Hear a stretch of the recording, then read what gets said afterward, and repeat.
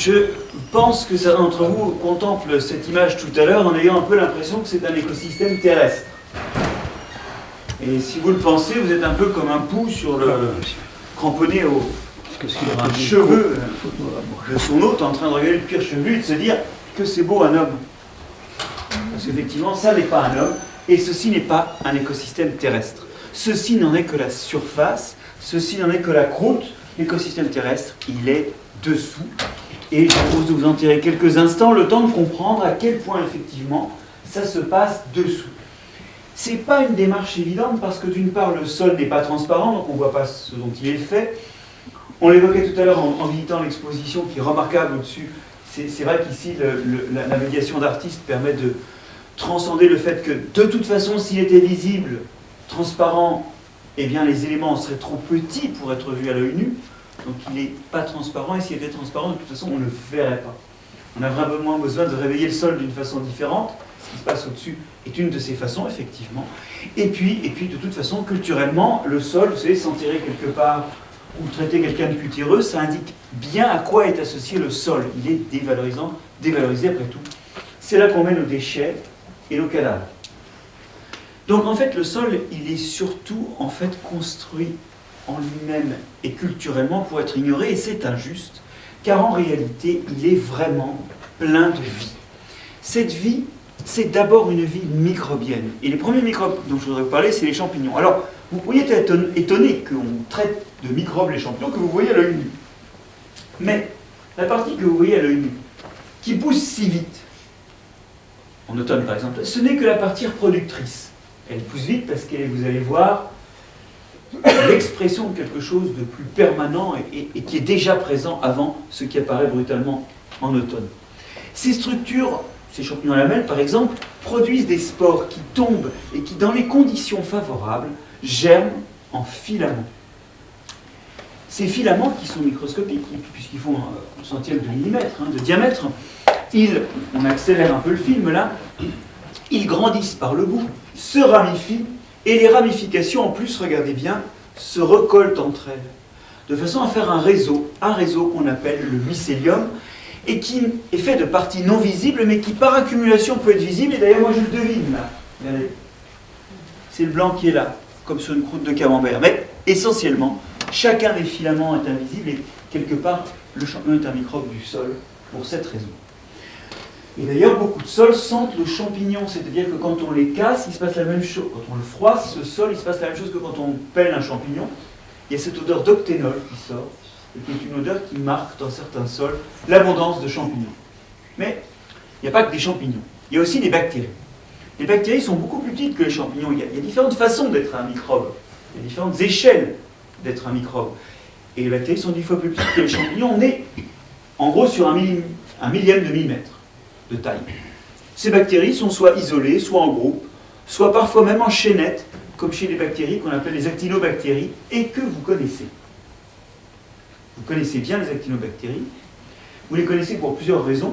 Il y a des actinomycètes, il y a des streptomycètes, que vous connaissez bien, car parmi vos antibiotiques, dans votre armoire à pharmacie, il y a de l'actinomycine, il y a de la streptomycine. Ce sont des bactéries qui fabriquent pas mal de nos antibiotiques.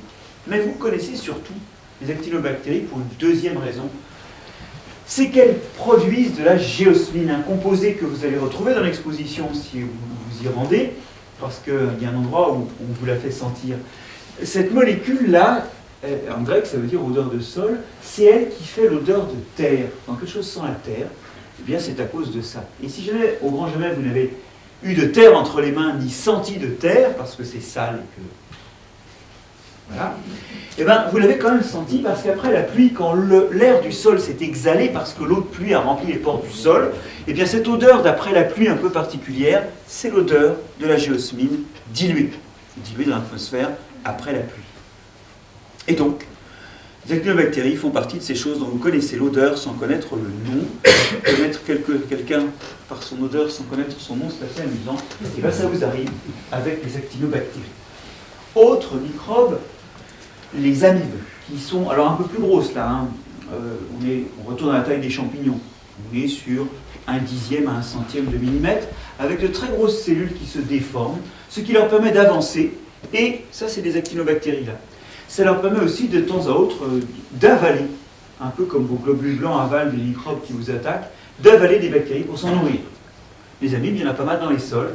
Et les plus grosses d'entre elles, vous les connaissez parce qu'Audrey Dusautour les a bien vulgarisées sous le nom de blobs. Alors ça, c'est les plus grandes. Les amis, celles qui sont visibles à l'œil nu. La plupart, vous ne voyez pas le... Qu'est-ce qu'il y a d'autre dans les sols que des microbes de toutes sortes? Ouais. Alors, vous me parlez d'animaux. Mais il vous manque quelque chose. Bien avant les animaux, il y a quelque chose qui est très abondant dans les sols. Et qui est vivant.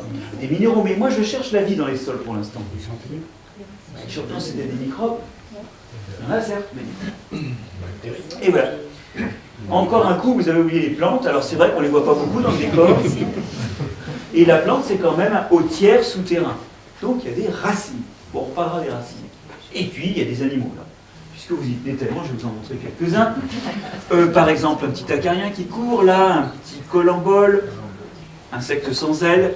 Un pseudo-scorpion, c'est du groupe, c'est proche des araignées, ça a des pinces redoutables, mais pas du tout la queue d'un scorpion. C'est un prédateur. Des nématodes, des tout petits vers qui ont la taille presque d'une bactérie. Encore un acarien qui court sur du mycélium. Je pense qu'il était en train de le manger. Un mille-pattes, alors là on retourne dans un groupe voisin des araignées, qui est un prédateur du sol. Un ver, un vrai ver beaucoup plus gros que les nématodes, comme les lombriques. Et puis un insecte. Avec des ailes, cette fois-ci, c'est un scarabée.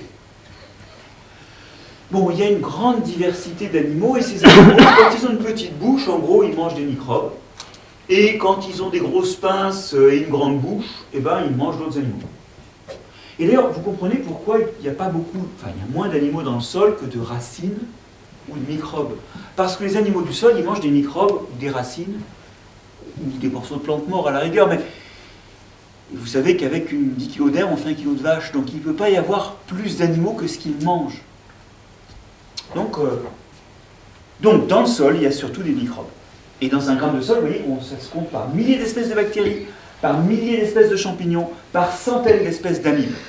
Au total, dans un hectare de chez nous, dans un sol, alors, un sol standard, ça n'existe pas, mais dans un sol moyen, on va dire, eh bien, vous avez 5 tonnes de microbes, 5 tonnes de racines, et seulement 1,5 tonne d'animaux qui mangent ceux qui précèdent et qui se mangent entre eux. Ça fait 150 à 250 moutons en masse, à l'hectare, mais des moutons cachés. Ça dépend de la taille des moutons. Du mouton ou du gros mouton.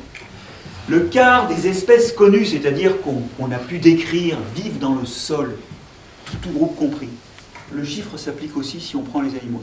Le quart des animaux connus vivent dans le sol. En France, pays de 200 espèces de mammifères, 600 espèces d'oiseaux, 6500 espèces de plantes, il y a plus de 100, et il y en a bien plus, il y en a au moins 115 000 espèces de bactéries dans le sol. Pas toutes nommées. Hein. C'est énorme, hein. Vous voyez dans quel pays vous vivez. Et le sol abrite sur Terre, entre la moitié et les 3/4 de la masse vivante, vous voyez que ça se passe dessous, au moins en moitié, sinon plus.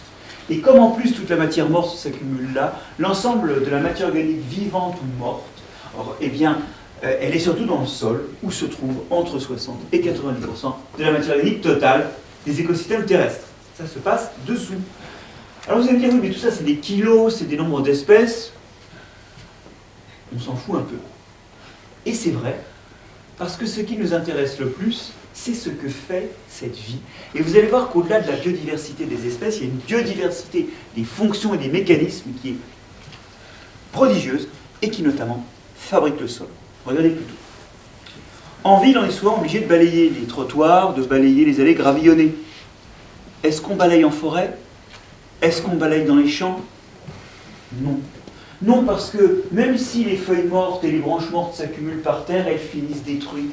Il y a là quelques feuilles mortes, il y a là quelques branches, mais il n'y a pas 150 ans de dépôt, car cette hêtraie est une hêtraie de 150 ans. Vu là où elle pousse, elle n'est pas très belle, mais 150 ans, il n'y a pas 150 ans de débris. En fait, quand les débris tombent au sol, ils sont digérés, ils disparaissent. Mais qu'est-ce qui se cache derrière le fait qu'un débris qui tombe sur le sol disparaît?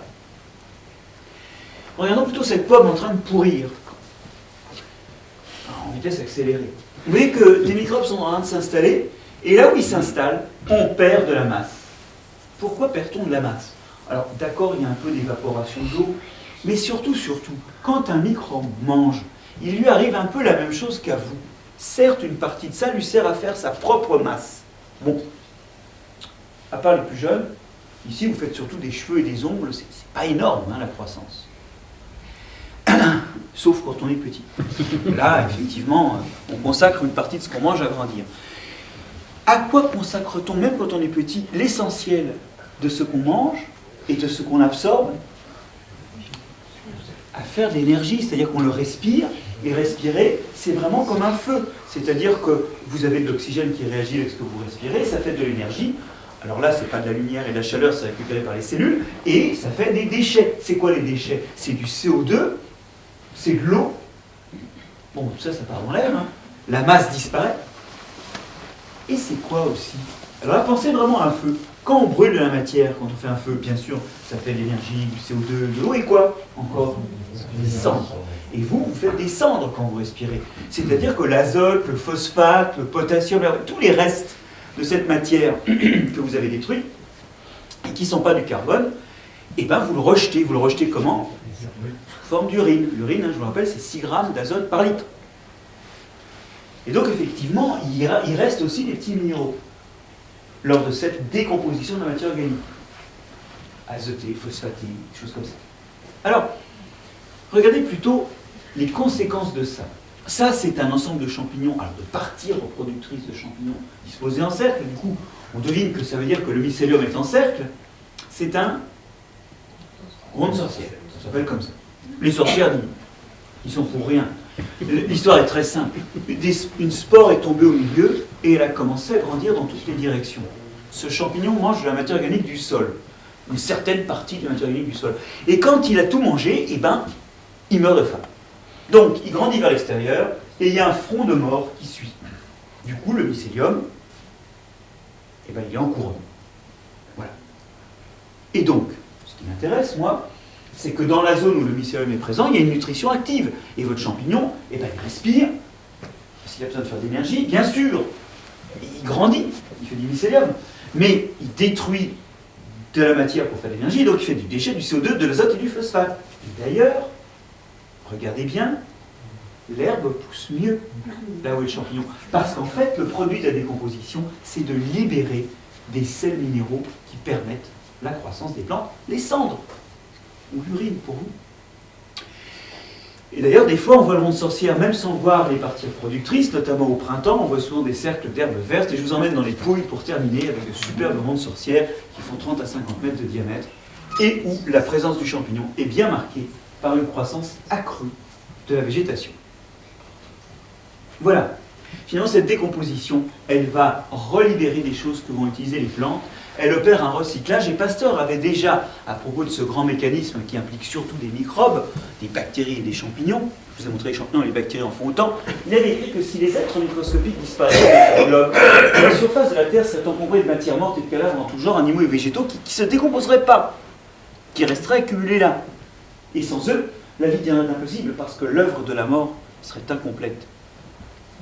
La fin de la mort, c'est de nourrir des microbes qui vont recycler les choses pour que recommence une croissance végétale et une autre vie après. Et ça se fait dans le sol, essentiellement.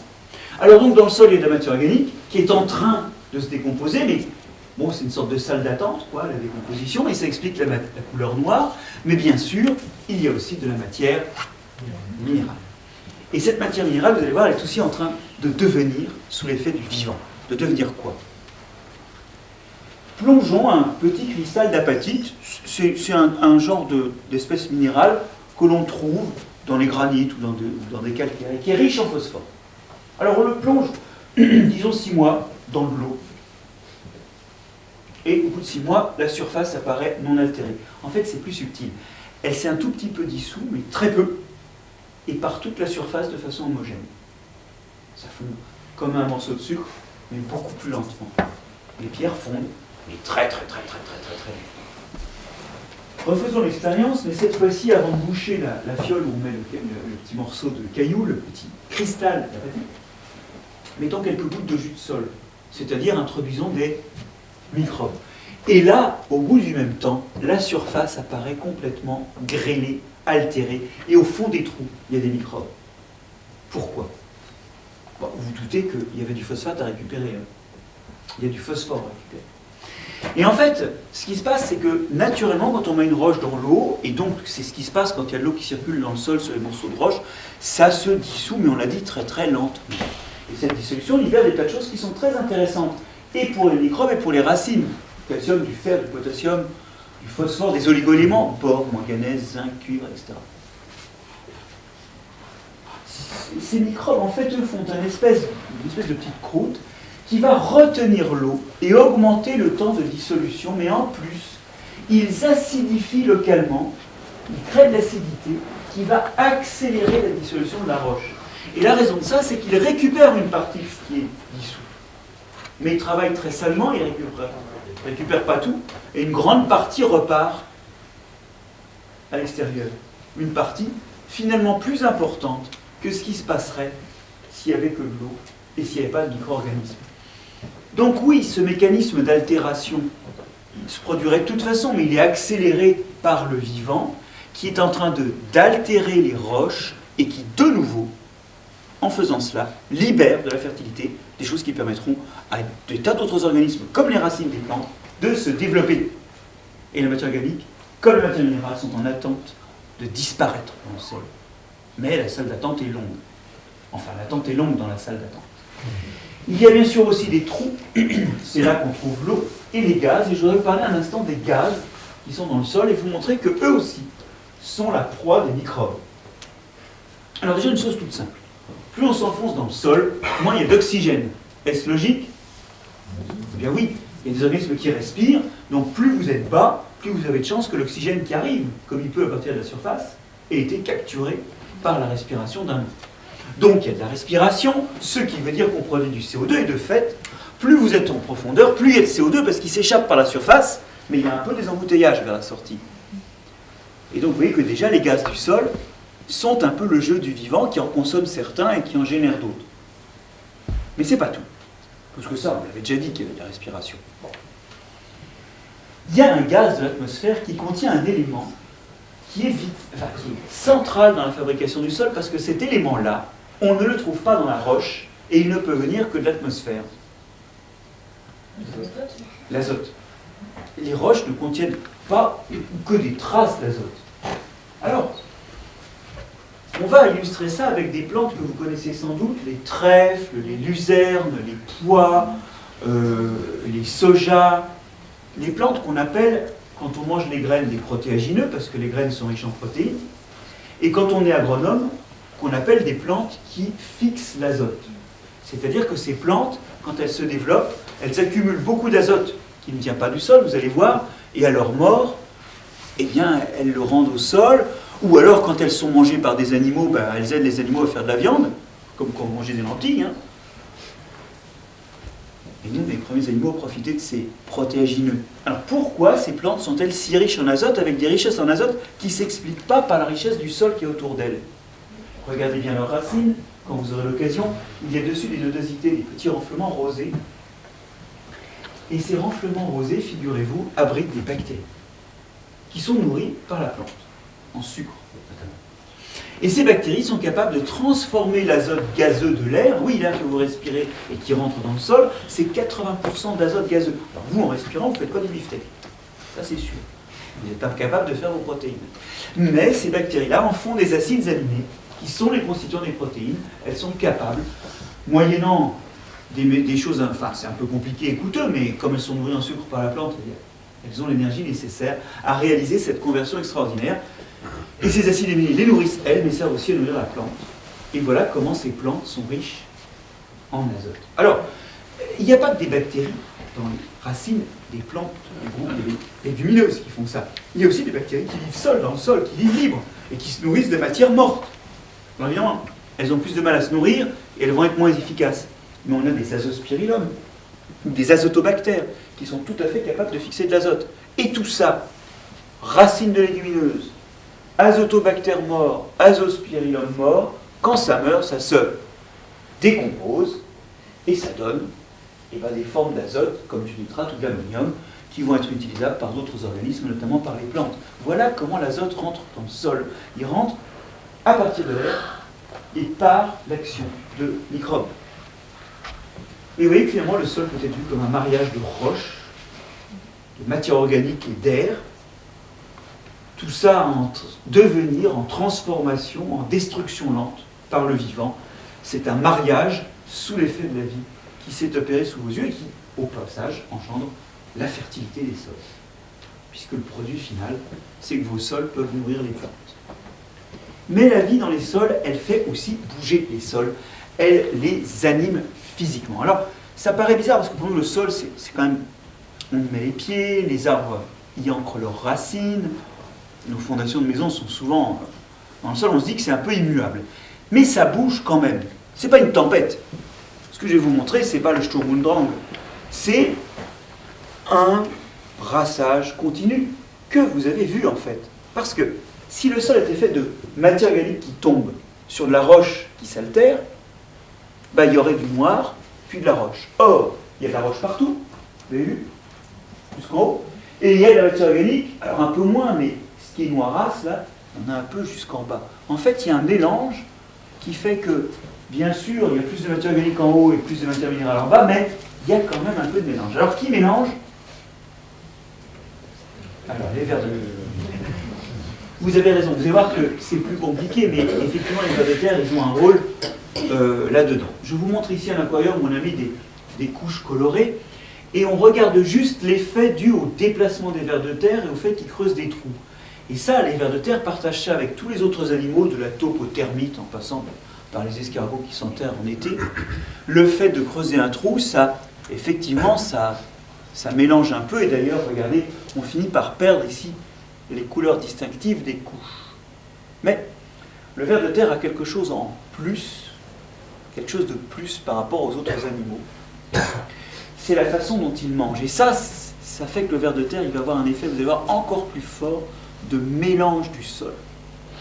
Un ver de terre mange de la matière organique végétale qui est en décomposition et qui est donc riche en bactéries, riche en microbes. Et en fait, la plupart de cette matière organique n'est pas digeste pour lui. Il digère une partie de la matière organique, mais il va diriger surtout les microbes qui sont là. Bon. Encore faut-il qu'il broie bien ces morceaux de matière organique qu'il avale, des feuilles mortes, des petits bouts de bois morts. Il faut qu'il les broie bien. Pour ça, comme il a le corps tout mou, il va faire comme les poules dans leur gésier, qui ont des cailloux, il va avaler des petits grains de sable qui l'aideront au niveau de son propre gésier à broyer la matière organique. Mais le problème, c'est que cette matière organique, c'est quoi? C'est des restes végétaux, et les végétaux sont pleins de molécules dangereuses pour la santé. Il ne faut pas manger n'importe quelle plante, hein. C'est vraiment important ça. On sait que 8 plantes sur 10 vous laissent des souvenirs cuisants. Souvenez-vous d'Into the Wild. Ça peut même d'ailleurs ne pas laisser de souvenirs.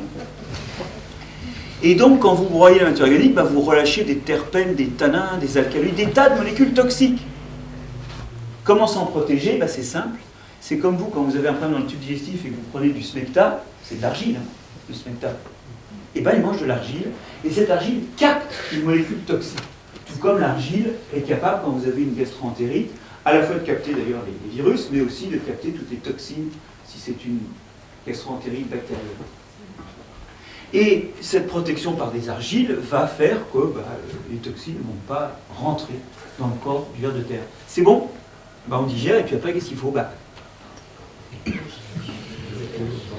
Alors, il faut faire caca, mais en science, on ne fait pas caca, on fait des turicules.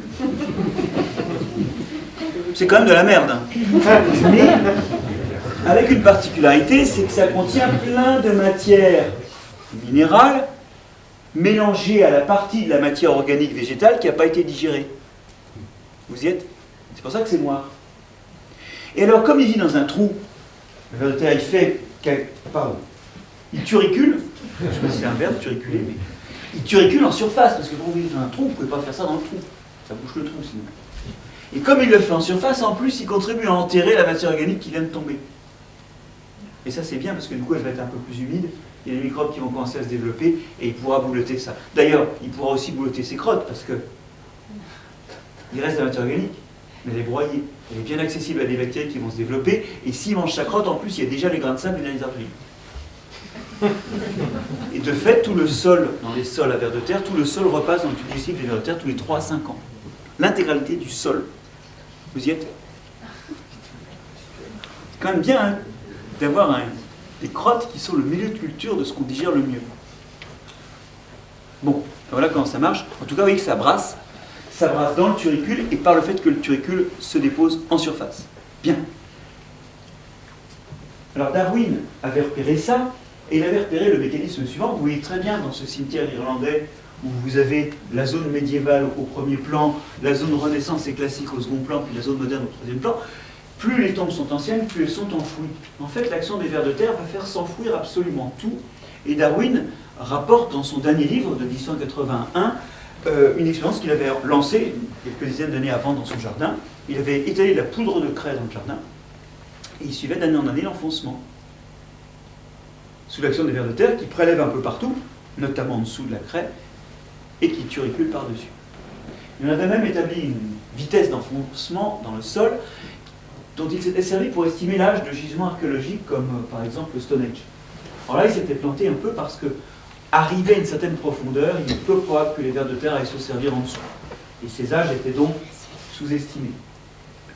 Mais on ne reste pas moins que son observation était réelle et sa fascination pour les vers de terre, effectivement, est à la hauteur de ce que dans les sols où il y a des vers de terre, eh bien les vers de terre construisent ces sols et en font, vous voyez, toute l'activité microbienne et toute la structure. Parce qu'en fait, ces sols-là, c'est de la crotte de vers de terre. Voilà. Oui, mais il y a des sols où il n'y a pas de vers de terre. Par exemple, les sols des Landes bretonnes. Pas de vers de terre. Par exemple, les sols d'Amérique du Nord. Je trouve que historiquement, il n'y a pas de vers de terre en Amérique du Nord. Alors là, qui mélange?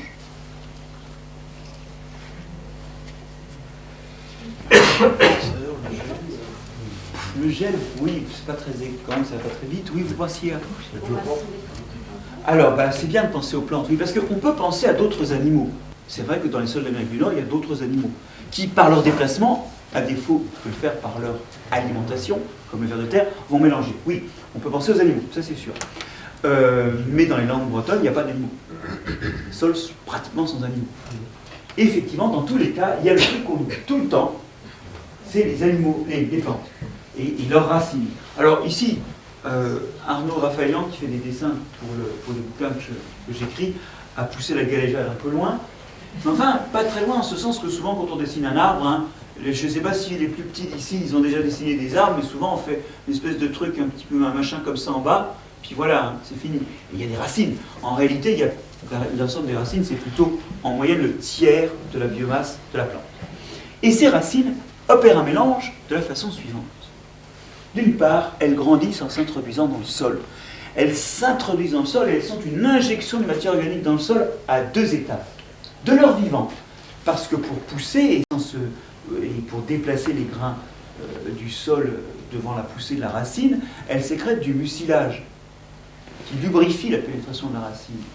Elles sécrètent aussi de leur vivant tout un tas de molécules qui vont soit attirer les microbes désirables. Comment les rhizobiums arrivent-ils dans les racines des plantes? Ils sont attirés par des sécrétions de la plante qui sont destinées à les regrouper. On peut aussi sécréter des choses pour tuer les indésirables. Il y a dans la sécrétion des plantes des sécrétions qui sont antibiotiques et qui limitent le risque de maladie. Il y a même des sécrétions qui empêchent les voisins de s'installer. Il y a des sécrétions qui sont herbicides. On parle souvent d'une plante, je ne sais pas si vous connaissez, la reine des prés. Pourquoi on l'appelle la reine des prés? Parce qu'effectivement, là où elle est, il n'y a que elle. Elle est la reine des prés. Oui, elle sécrète de l'aspirine par ses racines à des concentrations qui sont herbicides. Donc effectivement, elle emmerde les voisins par ses racines. Et puis il y a des accidents aussi. Il arrive quand même qu'une cellule ou deux éclate pour une raison ou pour une autre. Et au total, c'est 10 à 40% de la photosynthèse qui est déposée de son vivant par la racine autour d'elle. C'est énorme. Mais l'injection ne s'arrête pas là. Toutes les petites racines ne deviennent pas grandes. Certaines, quand il n'y a plus rien à manger, meurent. Alors la plante récupère ce qu'elle peut, mais il y a un reste de racines qui crève là. Et qui va sans doute se décomposer, mais qui en tout cas va être injecté en profondeur. Au total, le système racinaire, il dépose dans le sol 1 à 5 fois plus, donc entre autant et 5 fois plus, de matière organique que la chute des feuilles. Parce que non seulement il y meurt, mais il y dépose des choses de son vivant. C'est énorme cette injection en profondeur. Mais c'est pas tout. Parce que la fonction du système racinaire, c'est de remonter, de commencer l'ascension de la partie aérienne d'azote, de phosphate, de potassium, de traces de chrome, de zinc, de cadmium, de cuivre, tout ce que, du fer aussi, tout ce que vous voulez pour faire des cellules, ça remonte, ça arrive dans les feuilles, que deviennent les feuilles? Et bien elles meurent et elles retombent en surface du sol. Et donc tout ce qui a été, tous les composants minéraux qui ont été extraits en profondeur retombent en surface. Dans nos forêts, par exemple, les feuilles contiennent très très peu de silice. Mais tous les ans, il tombe 10 à 50 kg de silice par hectare avec les feuilles de la nuit. Silice extrait en profondeur et qui retombe en surface. Alors évidemment, dans le mélange du sol, on est un cran en dessous du ver de terre, on est même un cran en dessous de la fourmi ou du termite, c'est-à-dire celui qui mélange sans manger, directement, mais ça mélange quand même. Et puis quoi? Qu'est-ce qui est encore capable de transporter les choses dans le sol? L'eau. Oui, mais alors l'eau, c'est pas un mélange, c'est plutôt un entraînement vertical continu, qui fait que c'est bien qu'il y ait du mélange, parce que les choses ont tendance à descendre. C'est le dessorage plutôt, c'est-à-dire que ça descend, ça descend, ça descend. Moi, ce que je cherche, c'est ce qui mélange. Mais vous avez raison, l'eau, il y a des mouvements d'eau dans le sol, ça c'est clair. Mais quoi d'autre? Les champignons, ils poussent, ils se nourrissent à un endroit, notamment, ils peuvent prélever des sels minéraux, hein, pourquoi pas. Et puis, ils envoient ça plus loin. Et la capacité des champignons à déplacer les choses, je vais vous dire, elle est si vraie que les plantes l'ont recrutée. Très souvent, quand vous voyez des racines, vous vous trompez. Dans 9 cas sur 10, si vous passez au microscope, vous verrez que dedans, là ils ont été colorés en bleu pour qu'on les voit bien, il y a des filaments de champignons. Et donc ce que vous voyez, que vous appelez une racine, ce n'est pas une racine, c'est ce qu'on appelle une mycorhize. C'est-à-dire une racine qui a été pénétrée d'une partie du mycélium d'un champignon. Et en grec, ça donne champignon-racine, mycorhize. Cette structure ici est donc liée à un mycélium qui lui explore le sol et en fait va faire les courses pour la plante. Au niveau de la mycorhize elle-même, la plante troque du sucre, un peu comme tout à l'heure elle en donnait à ses rhizobiums, hein, pour les légumineuses, contre des sels minéraux et de l'eau que les champignons ont été cherchés partout autour dans le sol. Cette association permet d'explorer bien mieux le sol.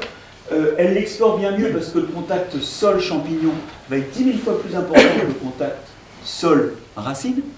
Mais en plus, ça coûte moins cher de faire des filaments. Ça coûte 100 fois moins cher. Vous avez une opération qui a un rendement de 1 million. Et entre nous, ça fait un peu sourire quand il y a des gens qui se croient des grands as en faisant du 15% lent, en exploitant éventuellement leur pari. Vous y êtes? Les augmentations de rendement dans le vivant, c'est des milliers ou des millions de fois. Les enzymes fonctionnent des milliers ou des millions de fois plus vite. L'altération des roches se fait 100 à 1000 fois plus vite avec les microbes que sans les microbes. C'est pas du 15%. 15%, hein, c'est du patouillage. Et par contre, avec 15%, on peut arriver à enrayer des écosystèmes. C'est encore une autre histoire. En plus, ces champignons, pour eux, la racine est devenue vitale dans leur évolution. Et donc, chaque fois qu'ils ont pu accumuler des façons de protéger la racine, c'est autant de façons de manger mieux. Vous y êtes? Et donc, dans leur propre intérêt, ils ont accumulé tout un tas de mécanismes de protection contre les pathogènes. Ça n'a rien à voir avec ce qui nous intéresse ici, ça nous servira plus tard.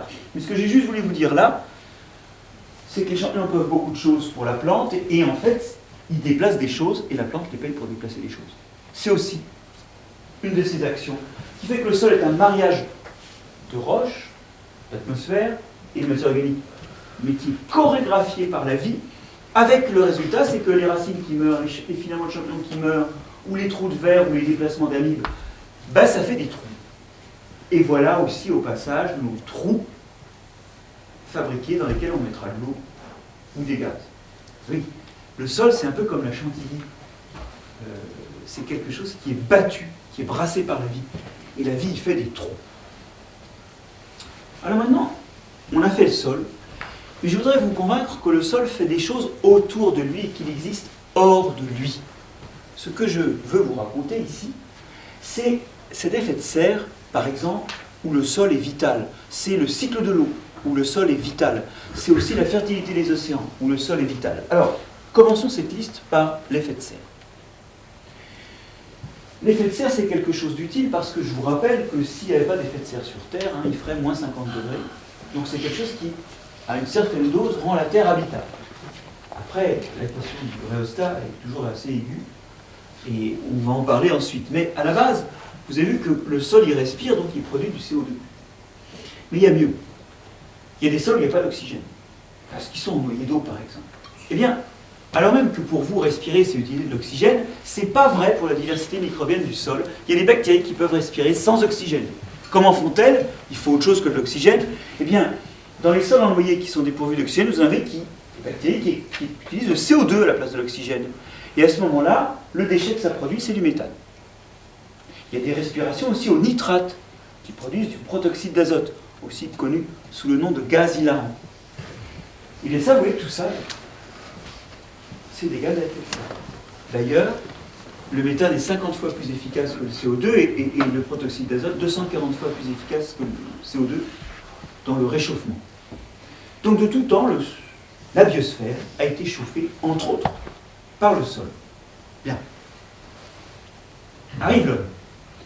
Et c'est vrai que l'homme induit une augmentation de l'effet de serre en envoyant dans l'atmosphère beaucoup plus de ces gaz. Et regardez comment sa gestion des sols y contribue. Quand on laboure, on aère le sol. Donc le sol respire mieux. D'ailleurs, ces sols labourés sont souvent très pâles. Il y a moins de matière organique dedans. Parce qu'on y respire mieux.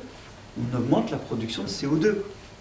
Un grand climatologue américain, Rudiman, estime qu'on a envoyé 2 fois plus de CO2 dans l'atmosphère par le labour depuis qu'on laboure que par l'industrie depuis qu'on a des industries. Et de fait, nos sols agricoles sont très pâles comparés à un sol forestier à côté, qui est plein de matière organique. Quand on irrigue, les plantes poussent mieux, mais ça crée des poches où il n'y a pas trop d'oxygène, ça fait du méthane, ça fait du protoxyde d'azote. Et d'ailleurs, si en plus on met des engrais sous forme de nitrate, autrefois on mettait du fumier, et l'azote arrivait sous forme d'azote protéique ou de reste organique. Maintenant on le met sous forme de nitrate, et bien on fait du protoxyde d'azote. Et d'ailleurs, si vous regardez la carte de France de la production de protoxyde d'azote, vous trouvez la carte de France des sols amendés et relativement humides. La Limagne, la vallée de Saône et du Rhône, le bassin aquitain, mais pas la forêt landaise, le bassin parisien, la plaine du Rhin. Ah, et pas le Languedoc-Roussillon, parce que là, les sols sont plutôt secs. C'est même problématique des fois. Et là, il y a toujours assez d'oxygène, en tout cas, il n'y a pas beaucoup de... 80% du protoxyde d'azote produit par l'homme en France l'est par l'agriculture et la façon dont elle gère les sols. Elle est, plus exactement, par la façon dont l'agriculture gère les sols. Et c'est complètement paradoxal, parce qu'on se retrouve dans une situation où, faute de comprendre les sols et d'agir en fonction de ce qu'on a compris, on a un problème d'émission de gaz à effet de serre, alors que les sols devraient au contraire être la solution, ou une des solutions, à l'effet de serre. Je vais maintenant vous parler de l'initiative 4 pour 1000, qui est une idée, on doit à Stéphane Le Foll, que la France promeut, pas avec une énergie énorme, mais quand même au niveau européen en ce moment, elle profite de sa présidence pour essayer de développer ça. Le 4 pour 1000, ça vient d'un constat. Si chaque année, vous augmentez la teneur en matière organique du sol de 0,4%, soit 4 pour 1000. Cette matière organique contient du carbone. Comme vous le mettez dans le sol, il va être respiré, mais il n'est pas respiré tout de suite. C'est pas comme si vous le brûlez ou si vous le compostez totalement. En quel cas, ça fait du CO2. En fin de compost, il reste qu'un tout petit résidu, pratiquement minéral. Si vous mettez la matière organique dans le sol, ça fait du carbone qui n'est pas sous forme de CO2 dans l'air. Et si chaque année vous en mettez, vous augmentez la teneur en matière organique du sol de 0,4%, 4 pour 1000, vous annulez l'émission de CO2 par l'homme cette année-là. Alors vous allez dire, c'est intéressant, mais qu'est-ce que je vais mettre comme matière organique? Mettez du fumier. C'est là qu'on voit que l'élevage, quand il est extensif en tout cas, n'est pas l'ennemi du climat. Mettez du fumier. Et puis il y a notamment une espèce en France qui fait une quantité énorme de fumier. Je ne sais pas si vous devinez à laquelle je pense. Un autre. Oui, parce qu'en général, les gens utilisent les vaches, les poules, les cochons. Non, nous. Et nous, des déchets organiques, on en produit. Sauf qu'ils partent mélangés dans la poubelle à l'incinérateur. Ou alors ils partent au composteur, où certes, l'azote, le phosphate vont retourner au champ. Mais dans le compostage, vous perdez du CO2, c'est pour ça d'ailleurs que le compost diminue de taille. Et donc quand vous compostez, vous sauvez de l'azote et du phosphate pour les champs, c'est bien, mais vous ne sauvez pas de la matière organique. Ce qu'il faut, c'est mettre cette matière organique fraîche dans les champs. Vous allez dire, mais tu vas nous faire des tas d'ordures là. Ah non! Parce que si le sol est bien vivant, il y a des vers de terre qui turiculent en surface et qui vont enfouir tout ça. Alors, ça ne se programme pas simplement. Hein. Ces ordures, elles ne sont pas au même endroit que sont les champs de patates, hein, c'est sûr. Mais ça se pense quand même. Et donc, remettre de la matière organique dans des sols, ça peut nous aider à gérer le climat. Alors, deuxième chose, le cycle de l'eau. L'eau, avant, quand il n'y avait pas de sol, il pleuvait, ça ruisselait sur la roche, ça vous faisait une déferlante comme les ouètes dans le désert qui arrachait tout et allait épandre les produits arrachés au relief dans des vastes plaines de cailloux, de sable. Maintenant, quand il pleut, le sol est une éponge à eau. Il y a des petits trous qui retiennent l'eau, il y a d'autres trous qui sont moins petits où l'eau circule, mais le temps qu'elle trouve la sortie, il va se passer plein de choses géniales. En fait, le sol retarde l'eau qui tombe. Et en particulier, ça permet aux plantes de se nourrir parce qu'il y a de l'eau qui reste dans le sol. Et c'est pas rien la nutrition des plantes. Un hectare de forêt demande 30 tonnes d'eau par jour. Alors, calmons-nous. Un hectare, c'est grand. Ça fait comme s'il pleuvait 3 mm sur cet hectare. Il y a en gros 200 jours de végétation, parce qu'en hiver, même s'il y a des feuilles, le flux de sève, l'extraction d'eau dans le sol par la plante s'arrête, ça fait 600 mm. En dessous de 600 mm, il n'y a pas de forêt, au-dessus de 600 mm, il y a une forêt, et si vous êtes bien au-dessus de 600 mm, il y a une partie de l'eau qui va s'échapper et aller rejoindre les nappes phréatiques et de là les rivières. D'accord? Donc, il y a à la fois cette rétention d'eau qui permet de nourrir les plantes, et puis il y a cette idée que l'eau finit dans les rivières, mais attention, elle ne finit pas au moment de la pluie, donc il n'y a pas de crue. Et par contre, il en arrive entre deux pluies, il y a moins d'étiage. Ça soutient le débit des rivières. Il n'y avait pas de rivière régulière avant qu'il y ait des sols sur Terre. Il y avait des lames d'eau qui déferlaient après la pluie en entraînant tout. C'est ce qu'on retrouve quand on bétonne un peu d'ailleurs les sols dans certains coins du sud de la France. Même si les problèmes du sud de la France sont aussi climatiques, on n'a pas forcément mis en face les meilleures surfaces absorbantes, comme on dit. Bien. Paroxysme du stockage de l'eau, je vous emmène sous les tropiques, dans les sols qu'on trouve dans les écosystèmes d'altitude des Andes et des montagnes tropicales. Ces écosystèmes s'appellent les paramos. Ils ont une diversité végétale absolument splendide, des physionomies assez particulières, et ils ont surtout un sol qui, pour des raisons que je ne vais pas vous décrire, est hyper riche en matière organique. C'est de la pure matière organique, regardez la couleur. Ces sols-là, c'est 800 à 900 tonnes de matière organique à l'hectare. D'ailleurs, ça, en termes de stockage de carbone, c'est violent. Et cette matière organique est extrêmement affine pour l'eau. La matière organique, c'est un peu comme le coton est un bon exemple de la matière organique, ou la morve. Vous savez que la morve, hein, plus il y a d'eau, plus ça en prend. Même en hiver, quand il y a beaucoup de condensation, ça devient liquide et filant. Alors on n'aime pas cette image de la morve, mais la matière organique, c'est ça dans le sol. Ça retient l'eau. Et vous avez des sols ici qui sont capables de retenir 2,5 fois leur volume en eau. Alors, quand ils sont pleins, ça se voit là, c'est des gels. Quand on saute là-dessus, ça tremble. Et ces sols qui retiennent de l'eau, en fait, ce sont les châteaux d'eau des grandes villes des Andes, comme Bogota et Quito. Et la preuve, vous allez la voir bientôt, parce que ces cités vont commencer à manquer d'eau, parce qu'on les draine, on surpâture ces endroits-là, ils commencent à brûler à cause du réchauffement climatique et du drainage, et on commence à avoir des problèmes d'approvisionnement en eau dans ces villes, parce qu'en fait, ça, c'est les châteaux d'eau qui s'écoulent lentement dans les rivières, même quand il ne pleut pas. Vous voyez, vraiment, en termes de cycle de l'eau et de disponibilité pour la vie, c'est vraiment important. Mais c'est pas tout, parce que je voudrais maintenant, dans un dernier temps, vous emmener là où il n'y a pas de sol, c'est dans l'eau. Dans l'eau, il n'y a pas de sol. Quand il y a un cadavre, il tombe au fond de l'eau, et certes, il va sans doute se décomposer, mais l'azote, le phosphate et tout ce qui est libéré ne sera pas libéré près de la lumière. Là où pourraient pousser des algues. Dommage. Alors, nous voilà au bord de l'eau, nous sommes dans un endroit qui est cher, probablement l'endroit qui est le plus cher au monde. Nous sommes à Belle-Île-en-Mer. On voit très bien qu'il y a plein de plancton dans l'eau. Hein. Elle est verte. Mais elles sont translucides. On voit par 10 mètres de fond. Et on devine d'ailleurs, sur ces rochers, qu'il y a plein d'algues brunes. Bon, c'est marée haute, alors il faut me faire confiance. Là, il y a les trous à crevettes de la famille. Alors, je ne trouve pas où exactement. Mais je peux vous dire que globalement, derrière ce rocher-là, un jour, j'ai fait 2 kilos en 10 minutes. Et de la crevette, comme ça. Enfin, comme ça. C'est des endroits, les côtes sont extrêmement productives. Alors que le milieu des océans, lui, est très peu productif. Il y a très peu de masse vivante qui est produite. Pourquoi? Parce que quand il y a à manger, c'est manger. Et quand la chose qui a mangé meurt, elle sombre au fond en emmenant la fertilité loin de la lumière. Alors pourquoi est-ce qu'il y a cette fertilité forte sur les façades continentales? Mais c'est simple, l'eau qui coule dans les rivières, ce sont des larmes de sol, c'est de l'eau qui est passée dans le sol et qui a emmené une partie de ce que la décomposition, l'altération des roches, la fixation de l'azote et tout un tas d'autres trucs ont créé de fertilité. Cette eau emporte de la fertilité des sols en partie. Elle arrive à la mer, et elle fertilise l'océan. Et c'est ainsi que les façades continentales sont les plus fertiles. Et c'est ainsi que la pêche, ça se fait le long du littoral, pas en pleine mer.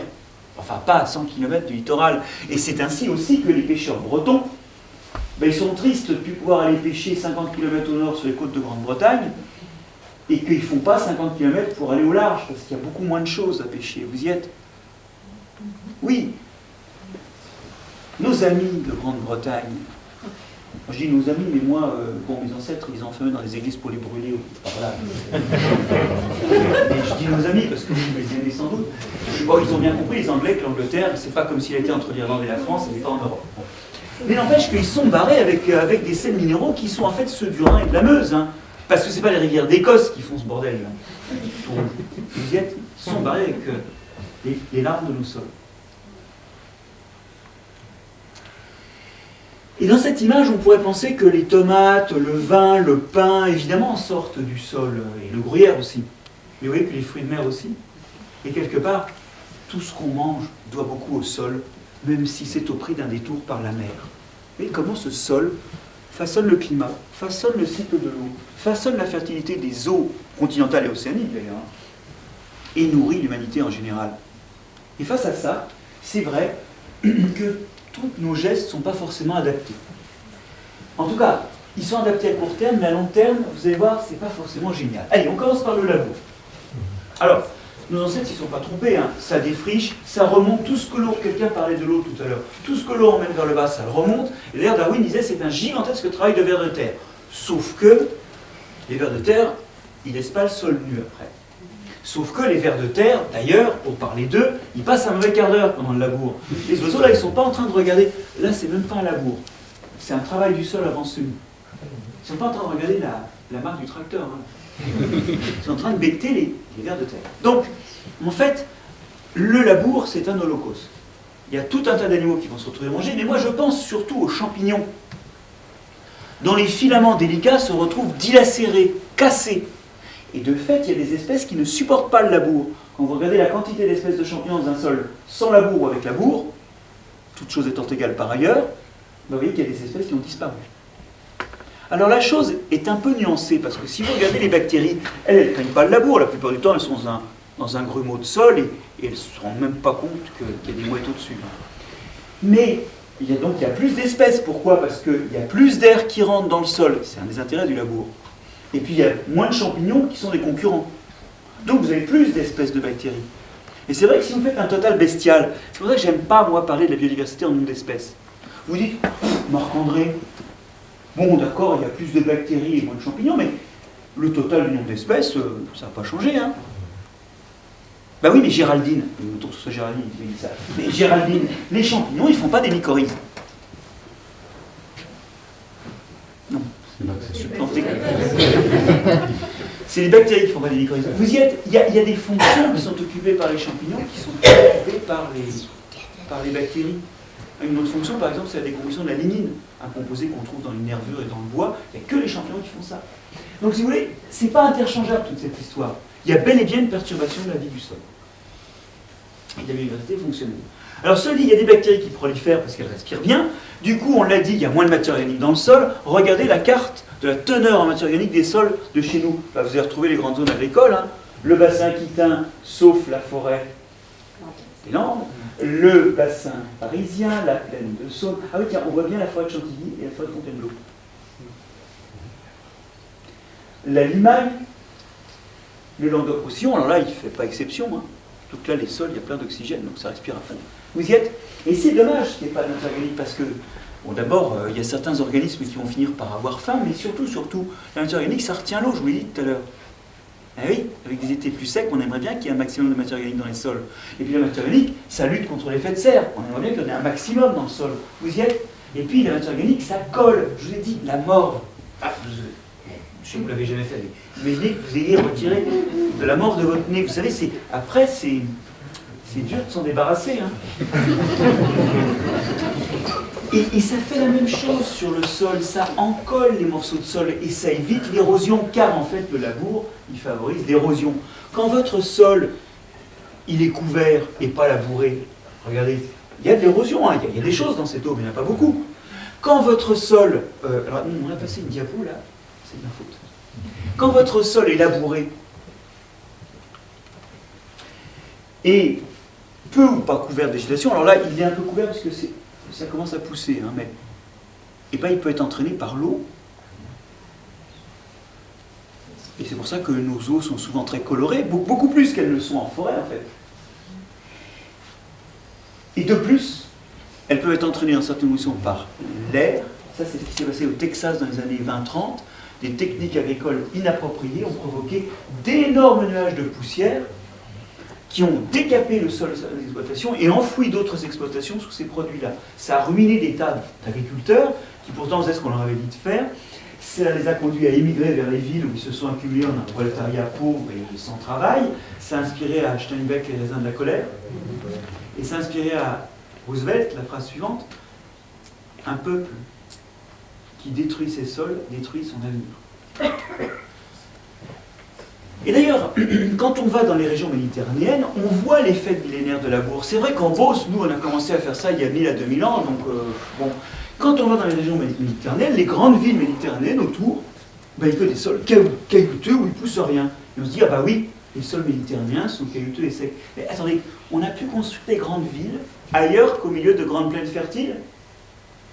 Ce que vous voyez, c'est juste 5000 ans de labour et de surpâturage, ce qui dénude aussi le sol.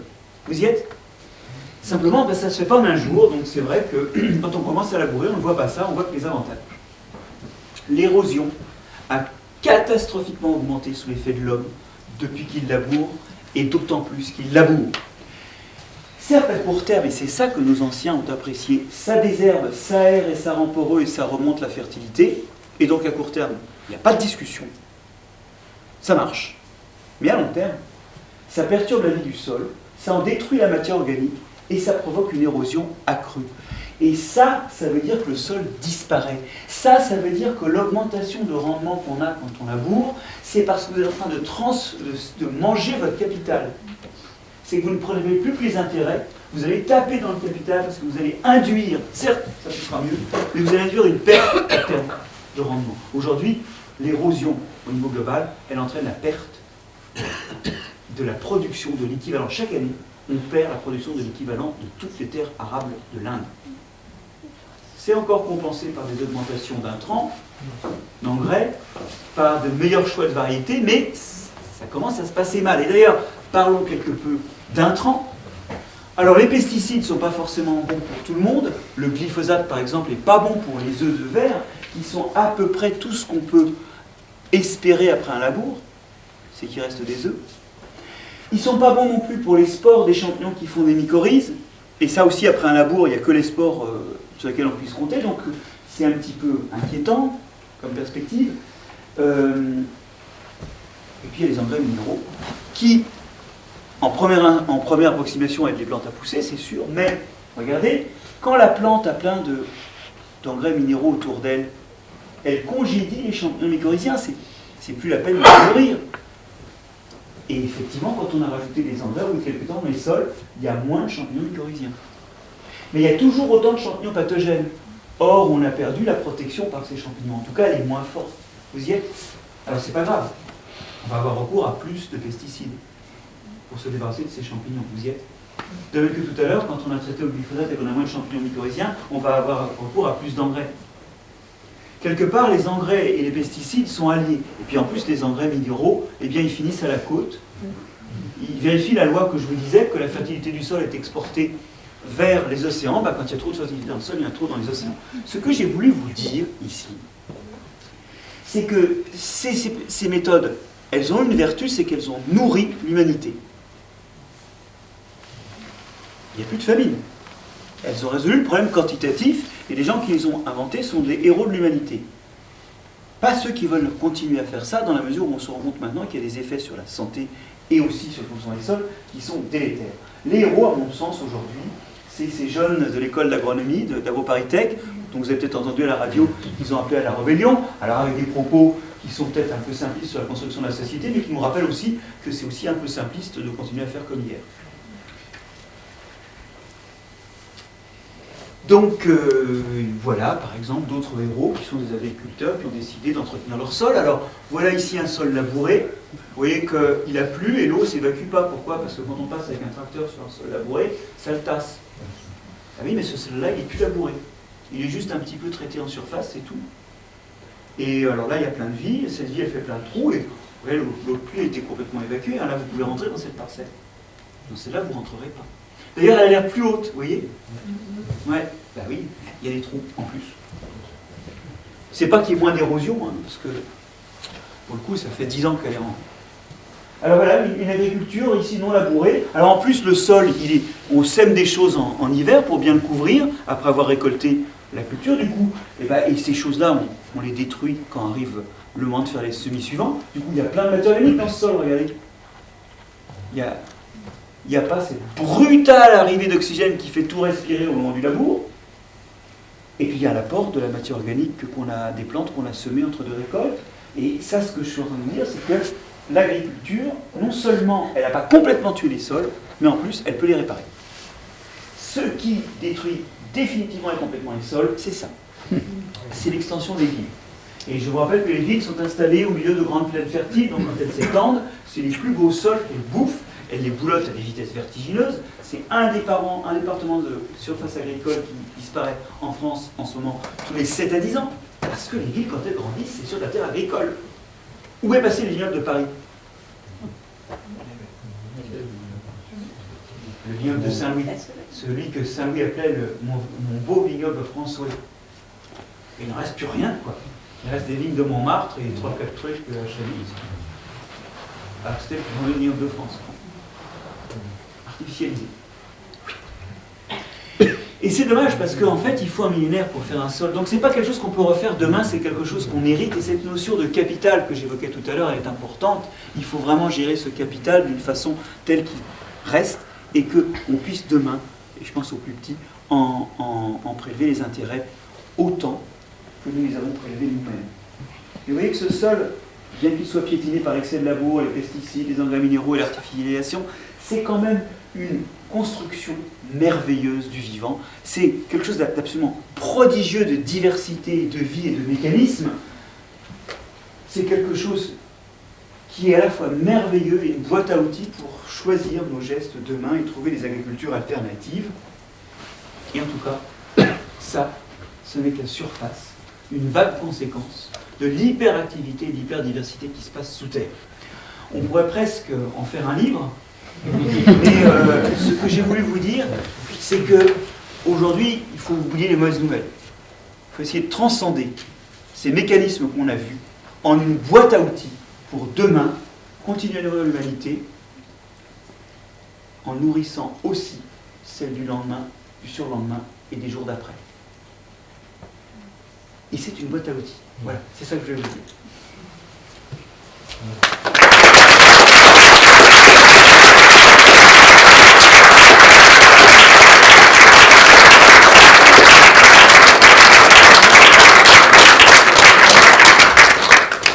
Des questions.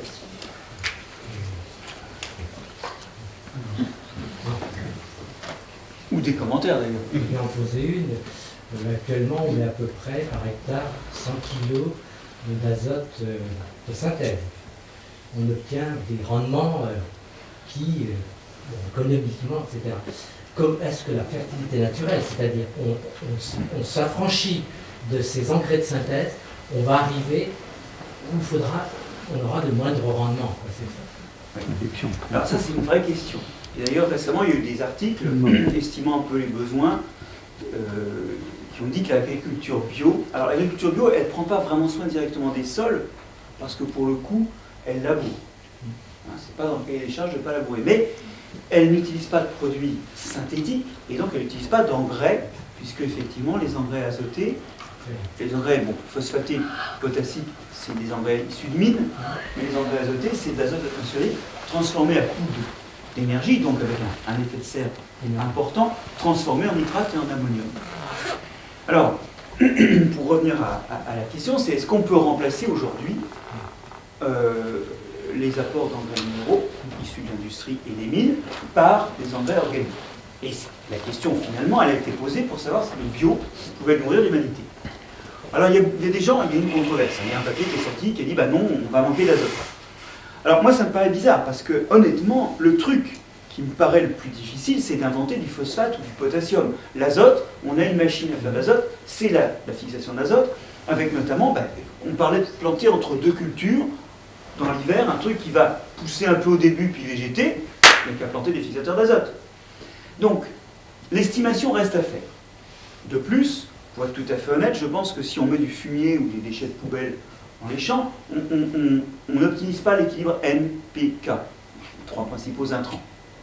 Et donc les engrais minéraux peuvent être une façon de rééquilibrer de temps à autre. Vous voyez, pas une utilisation récurrente, mais une utilisation par petites touches. Mais il faut bien comprendre que, de toute façon, cette histoire-là ne peut pas être résolue vue d'aujourd'hui. Aujourd'hui, il y a des gens qui font des calculs qui disent « bah oui, on doit pouvoir y arriver ». Par exemple, des gens qui disent que dans vos poubelles, il y a la moitié des besoins en azote de l'agriculture française. Chaque année. D'accord? On sent bien l'intérêt du recyclage. Et après, il y a une discussion d'experts pour savoir est-ce qu'effectivement on risque à un moment d'avoir des problèmes de fertilité ou pas. Moi, je fais partie de ceux qui pensent que plutôt non, pour plusieurs raisons. Et l'une des raisons sur laquelle je voudrais insister, c'est qu'on a un matériel végétal qui est fait pour l'agriculture conventionnelle. D'accord? Et on n'a pas sélectionné des plantes pour une autre agriculture. Celle où la fertilité arrive plus lentement par le biais de la fameuse décomposition, plutôt qu'en vrac à la louche. Vous voyez, comme quand on met des engrais. Et les engrais qui finissent dans l'océan, je suis désolé, en fait, on n'en a pas besoin. Ils font chier les gens qui ont des plages à touristes. Ok? Donc, vous sentez que on en met de toute façon trop. Et on a donc des plantes qui sont habituées à se nourrir paresseusement. D'ailleurs, ils n'utilisent plus leurs champignons. On a découvert un truc marrant. Alors, vraiment inattendu.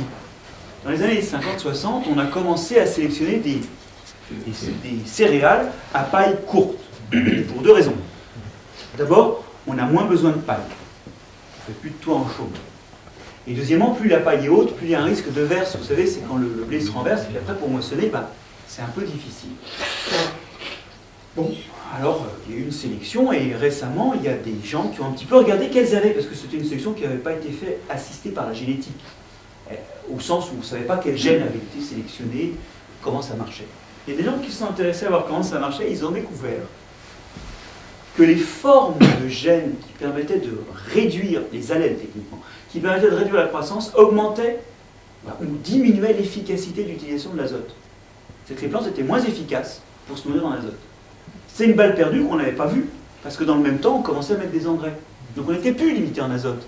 Aujourd'hui, il y en a qui sont en train de resélectionner des plantes qui gardent les formes de ces gènes, qui modifient la forme, mais n'affectent pas l'efficacité d'utilisation de l'azote. Vous y êtes? Là, c'est un exemple superbe.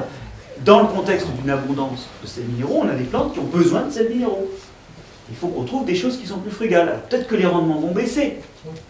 Ça, c'est sûr. Mais la question, c'est quelle surface on a traité.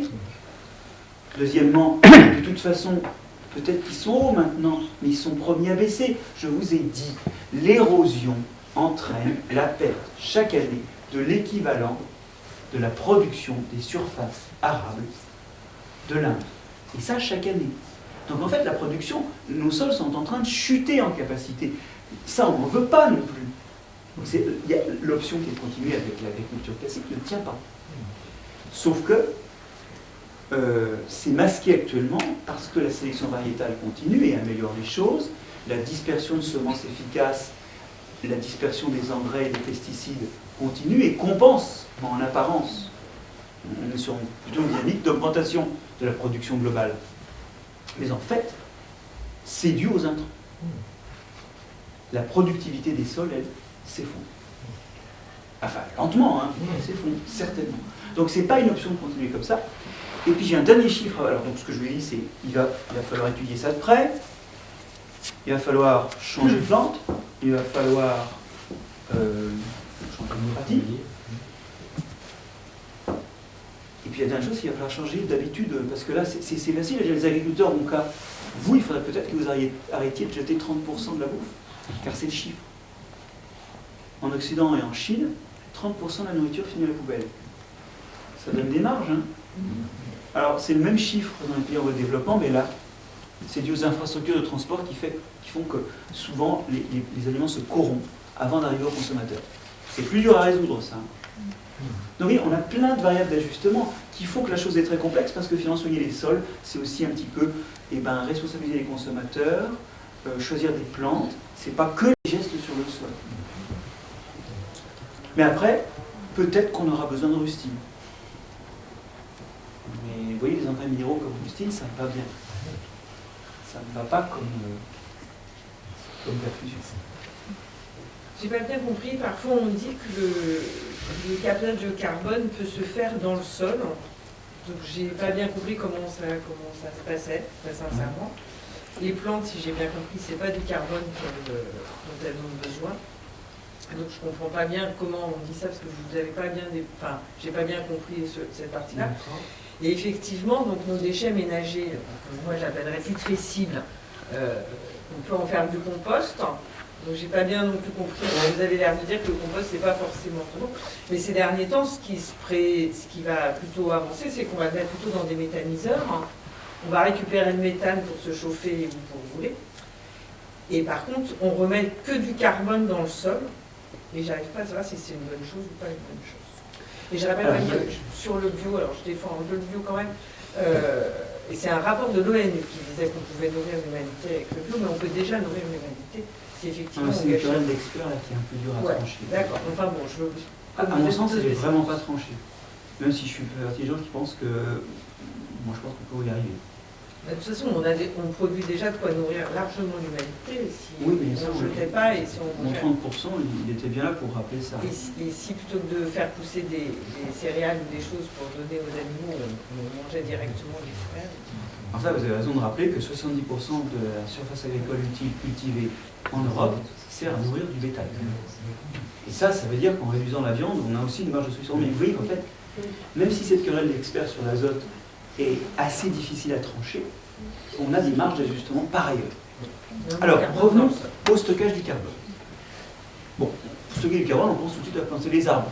Quand les arbres grandissent, ils prennent du CO2, ils en font du bois, et c'est autant de CO2 qui n'est pas dans l'air. Enfin, c'est pas le bois qui fait, c'est pas le CO2 qui fait du bois.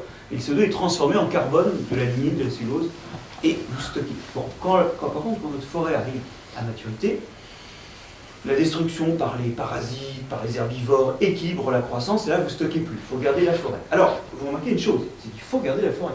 Donc, quand vous plantez une forêt, déjà, planter une forêt, c'est un peu un oxymore. Hein. Vous plantez une plantation. C'est pas la forêt de Fontainebleau que vous êtes en train de planter. C'est un truc où les arbres sont un petit peu alignés. Hein. Ok ? Bon. Donc, déjà, c'est pas une forêt glamour. Et surtout, cette forêt, il faut la garder. Vous imposez à vos enfants, dans le paysage, un aménagement qui est en fait un tas d'ordures. Bon, c'est un peu plus noble qu'une décharge à ciel ouvert, mais c'est votre carbone. Et vos enfants, est-ce qu'ils ont envie d'avoir une forêt à cet endroit-là? Peut-être pas. Vous voyez ce que je veux dire? C'est que vous êtes en train de préempter l'espace du futur pour faire des stocks de carbone. Il faut le dire. Et sous forme de plantation et non pas de forêt, en fait. Alors, c'est bien. C'est pas les prairies qui captent le carbone, c'est bien les... Alors, on va y aller. Progressons pas à pas. Pour l'instant, ce que j'ai dit, c'est qu'effectivement, en plantant des arbres, en faisant des forêts, on stocke du carbone, mais bon, c'est pas des forêts, et ça occupe le paysage. Alors maintenant, vous prenez un sol agricole qui, à force de labour, a plus de matière organique. Parce que tout a été respiré, et parce que on ne met plus d'engrais organiques, on ne met plus de fumier, on met des engrais minéraux. Vous remettez de la matière organique dedans. et ben vous allez reconstituer ce stock. Et il va se passer la même chose que pour la forêt. Au début, vous allez en mettre plus qu'il en disparaît. Puis petit à petit, vous allez en mettre, mais vous allez arriver à l'équilibre entre ce que vous mettez et ce qui sort. Et vous allez reconstituer un stock. D'accord? Et d'ailleurs, on a une preuve de ça. Parce que là, récemment, je suis tombé sur une note d'un collègue de l'Académie des sciences qui disait, ah non, d'agriculture, le voisin en plus, dans la salle, et qui expliquait que ça ne pouvait pas marcher. Si, ça peut marcher, on le sait. Le bio, il utilise plus les engrais minéraux, il utilise des engrais organiques. Et dans le bio, on voit très bien que la teneur matérielle des sols réaugmente. Donc on peut recréer un stock d'azote, même en labourant, parce que le bio laboure. Ça, j'y reviendrai après, ça c'est le problème. Mais ça ne veut pas dire qu'il ne faut pas manger bio, ça veut dire qu'on peut mieux faire. Toujours dans la vie, on peut mieux faire. Il n'y a pas d'achèvement. La fin de l'histoire, c'est pour les nuls. Et donc, j'en reviens à ça. Ce que je veux dire, c'est que vous allez recréer votre stock. Bon, à un moment, bah, ça va stimuler tout ce qui en bouffe ça, et donc ça, il va commencer à avoir des sorties, et vous allez arriver à un nouvel équilibre. Et vous aurez un stock de carbone qui sera dans le sol. Et qui sera lentement respiré. Et donc, au passage, vous aurez augmenté la stabilité mécanique des sols, augmenté leur capacité à retenir de l'eau, augmenté aussi la capacité en collant les morceaux à stabiliser les trous. Enfin, vous aurez amélioré vos sols, et vos enfants, qu'est-ce qu'ils en feront? Ce qu'ils veulent. Et ça, du point de vue de la génération suivante, ça fait une grosse différence. Vous aurez juste amélioré les sols. Alors je ne dis pas que ça va tout résoudre. Notamment, il faudrait arrêter d'émettre du CO2. Maintenant, qu'est-ce qu'on fait sinon de nos déchets? Ben, on les composte. Alors le compostage, ça a une vertu. C'est que les produits de compostage, vous allez les remettre dans la nature, donc vous allez ramener l'azote, le phosphate et un peu de matière organique. Et si le compost avait cette taille, c'est qu'il a émis du CO2, c'est qu'il a respiré. Vous y êtes? Alors vous dites, un compost doit être oxygéné. Ben oui. Et donc, vous avez perdu de la matière organique, vous avez perdu du pouvoir de stocker du carbone, et vous avez perdu du pouvoir de retenir l'eau et de structurer les sols. Vous y êtes? Donc il vaut mieux remettre la matière organique fraîche. Après, si on ne peut pas, bah, mieux vaut du compost que pas de compost. Mais il n'y a rien qui est bien ni mal. Depuis le début, je suis là-dedans. Je dis, il y a plus ou moins bien. La méthanisation, c'est la même chose. Vous allez transformer en méthane votre matière organique, et vous le brûlez, vous faites du CO2. Très vite, votre CO2 retourne dans l'air. Et il y a un reste qu'on appelle les digestats, qui sont en fait des produits de de décomposition. Vous avez un tout petit peu de carbone, un peu de matière organique, mais très peu, vous avez beaucoup d'azote, de phosphate, de choses comme ça. Et vous pouvez les utiliser dans les champs. Ça aura la dimension fertilisante, mais ça n'aura pas la dimension matière organique, parce qu'il n'y en a plus. Elle est passée sous forme de méthane. Et la méthanisation est effectivement un concurrent gênant pour l'autre débouché qui est de remettre la matière organique dans les sols. Ça, c'est vrai. Alors, on pourrait engager la discussion là-dessus. Et j'ai pas dit que composter, c'est mal. J'ai dit que l'idéal, serait de ne pas composter. Oui, du point de vue rapport entre la nécessité, les besoins d'énergie du méthaniseur et la sortie de produit fini. Alors, en fait, le méthaniseur, il produit plus d'énergie qu'il en consomme, sans compter la fabrication du méthaniseur. Ah oui, parce que toujours, on regarde comment ça marche, mais on ne regarde pas quel a été le coût carbone. Voilà. Et entre parenthèses, le coût carbone des cellules photovoltaïques, c'est pas bon. Et donc, en fait, souvent, on a les mains liées parce qu'on a une analyse qui n'est pas sur tout le cycle de vie. J'ai vu une centrale nucléaire non plus. Ah non, mais ce que je veux dire, c'est que en fait, les choses sont plus compliquées. Oui. Toutes les énergies sont polluantes. C'est ça que je veux dire. Mais je ne suis pas pro-nucléaire ou pro-autant. Je ne sais pas si on peut pour quelque chose dans l'énergie. Oui. Mais non, parce que quand on imagine oui. Vous avez quelque chose dans la tête. Produire de la matière pour mettre dans un méthaniseur, voir ce qu'on a vu à la télé il y a pas longtemps, que l'agriculteur, grâce aux subventions, ça pour la Oui, que la vache est plus rentable pour faire du fumier que pour faire du lait, ça devient grave. Oui, alors après, bon... Et à condition de rajouter des hectares d'ensilage d'orge et de sel. Moi, je ne suis pas choqué que le fait de faire de la merde soit plus positif que le fait de faire du lait, parce que ce que je pense, c'est qu'essentiellement, on a une vision du déchet qui est dégradante, alors que le déchet est la ressource d'autres organismes. Et si vous avez un forcément perdu si on l'utilise ailleurs que dans le méthaniseur. Là, c'est un peu excessif, effectivement, dans le cas qu'on dit, mais quand même, on a une façon de dévaloriser le déchet qui ne marche pas. Je vous propose de prendre une bonne bouffée d'oxygène. Je vous rappelle que l'oxygène, c'est des déchets de plantes. Hein. Donc, en fait, quelque part, le fait de produire un déchet, c'est aussi une fonction noble, si on sait se servir de ce déchet. Mais je suis d'accord qu'on a des aberrations dans l'économie agricole, c'est pas ça que je veux défendre. Non, moi ce que je veux dire, c'est que le méthaniseur, il y a un autre problème, c'est qu'il ne faut pas qu'il y ait de fuite. Parce que s'il y a des fuites, c'est du méthane qui sort. Ouais, et là, bonjour pour éviter les fuites de méthane. Allez sur Internet et vous verrez, si vous regardez la carte d'émission du méthane globale, ça se fait très bien par voie satellitaire. On a des cartes, parce qu'il y a des signatures spectrales particulières en méthane. Vous verrez exactement le dessin des gazoducs. Vous le verrez exactement, vu de satellite. Okay. Le méthane, c'est une merde absolue, c'est un petit gaz, c'est plus petit que le CO2, hein, et ça passe partout. Donc manipuler du méthane sans fuite, c'est dur à faire. En tout cas, je ne pense pas que l'homme aujourd'hui sache faire. Donc ça, c'est l'autre problème de la méthanisation. C'est les pertes. Alors, on ne les voit pas, les pertes, sur le bilan énergétique, parce qu'il est perdu, mais bon, on va tout faire quand même du méthane. Et les fuites, nos amis, les fuites. Allez voir ces cartes sur Internet. Il faut quand même créditer les gens qui font des gazoducs qu'il ne doit pas y avoir de fuite. Hein. Tout ça, c'est soudé et tout. Ben, on les voit, les gazoducs. Surtout les Russes, d'ailleurs. Mais pas que. Comment expliquez-vous qu'une terre qui n'est pas travaillée... Attendez, pour l'ordre...